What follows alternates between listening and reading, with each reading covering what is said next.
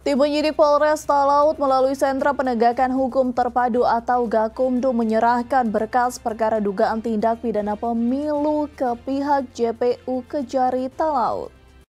Tim penyidik Polres Sentra Penegakan Hukum Terpadu Talaut didampingi pimpinan Bawaslu Talaut menyerahkan berkas perkara dugaan tindak pidana pemilu ke pihak Kejari Kabupaten Talaut.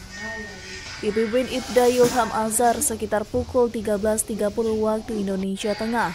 Tim Polres Sentra Gakumdu Talaut tiba di gedung Kejari Talaut.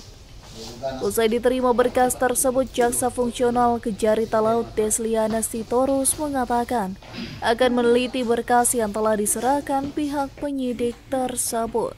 Baik, pada hari ini, hari Selasa tanggal 5 Maret tahun 2024, kami telah menerima berkas tahap 1 dari penyidik dan kami akan segera melakukan penelitian terhadap berkas. Apabila sudah lengkap, akan kami informasikan kepada penyidik. Apabila kurang, akan kami informasikan juga kepada penyidik. Oke. Terima kasih. Hari ini karena proses penyidikan khususnya di Sentra Gakumdu dari pihak penyidik kepolisian telah menyelesaikan rangkaian materi penyidikan, dan hari ini tanggal 5 Maret telah diserahkan atau tahap 1 berkas perkara tindak pidana pemilu.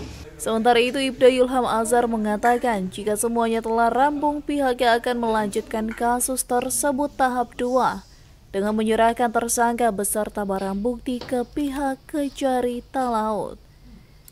Diketahui perkara tindak pidana pemilu tersebut merupakan hasil operasi tangkap tangan yang dilakukan tim Sentra Gakumdu terkait money politik yang terjadi di Desa Sawang, Kecamatan Melongoane, Kabupaten Talaut sehari sebelum hari pencoblosan, yaitu di pemilihan umum 14 Februari 2024 silam.